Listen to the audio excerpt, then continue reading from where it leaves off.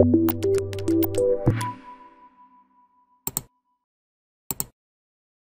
us now look at loops in a shell script.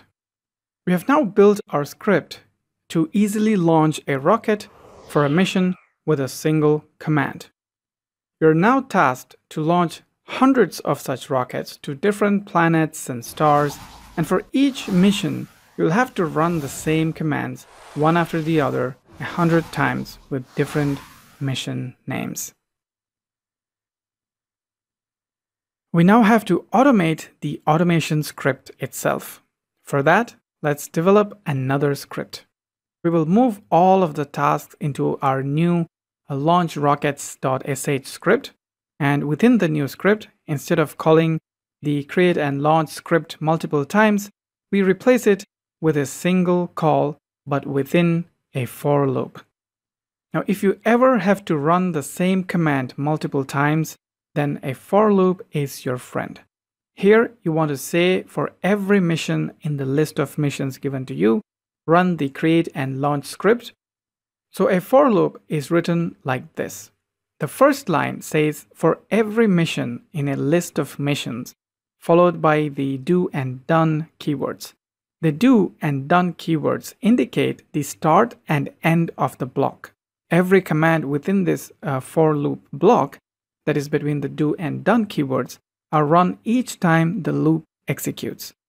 The list of missions can be simply provided as a list of names separated by space. The for loop will execute as many times as the list of mission names specified here. But wait, the create and launch call within the for loop still has the value set to lunar mission. This means no matter how many times the loop runs, it's always going to launch the lunar mission, which is not what we want. We want it to launch separate missions each time based on the list we have provided in the for loop statement. So how do we replace the value lunar mission with the correct mission name each time the loop executes? The mission variable in the for statement contains the value of the mission name for each iteration of the loop. So all we have to do is replace the hard-coded mission name, which is lunar mission, with the variable mission like this. The first time the loop runs, the value of mission variable is set to the first value in the list, which is lunar mission, so it launches the lunar rocket. The second time it runs, it is set to Jupiter mission. The third time, it is set to a Saturn mission, and then the satellite mission, and then the lunar mission 2, followed by Mars, and finally the Earth mission. So no matter how many missions we want to run, this for loop will just work fine. Now, when the mission names are too many, like hundreds or thousands, it may be hard to type all of those in within our script. So instead of hard coding all the mission names on this line, you may have to read it from a file. So we store all the mission names in a file. Let's call it mission-names.txt.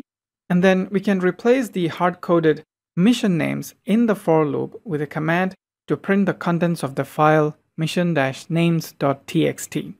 But remember to encapsulate the command within a pair of backquotes like this. This time when the script is run, before the for loop is run, the cat command is executed to print all the mission names, which is then used as an input to the for loop. Going forward, all you have to do is update the mission names in the mission-names.txt file and not have to touch the script at all. That's one best practice that you must follow. Always try to develop your script in such a way that no one will ever have to modify the script in the future for executing. Those without the knowledge of shell scripts should be able to run your script without even opening it. All the inputs should be either passed in to the script as command line arguments or through an external input file as given here.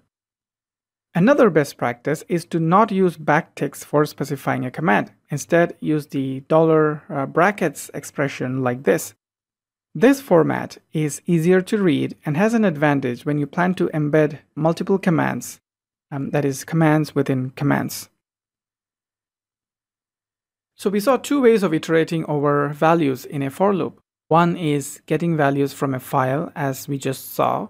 Another way is to simply specify the items separated by a space, as we saw earlier. And now say, for example, I wanted to generate mission names from 1 to 6. So I could use a loop like this. This will generate mission names from mission 1 to mission 6. Now, if you need to run the loop 100 times, then there's an easy way. You could specify a range using the sequence expression like this, using a pair of curly brackets with a starting point and ending point of the sequence you'd like to generate separated by 2 dots. That way you don't have to type in all the way from 1 to 100. Now, if you're familiar with other programming languages, like where you write a loop with an initialization statement, a condition, and a step, like as you would do in programming languages like C, then that is also possible. For that, use a double parenthesis like this. Now, you would typically use a for loop when you have to repeat tasks many times. For instance, run a command or a set of commands multiple times, or iterate through multiple files, or iterate through lines within a file, or iterate through the output of a command, etc. Here are some real-life examples of a for loop. So here we iterate through a list of files from the output of the ls command, and then print the count of lines on each file using the word count utility. Now here's another example of a for loop that iterates through a list of packages stored in a file and installs them one by one. And here's another example of a for loop used to SSH to a list of servers and check their uptimes. But you must make sure that for this to work, you either have set up like a passwordless SSH, then it would work well. Otherwise, you'll have to type in the password for each server every time. Well, that's it for this lecture. Head over to the labs and practice working with for loops, and I will see you in the next lecture.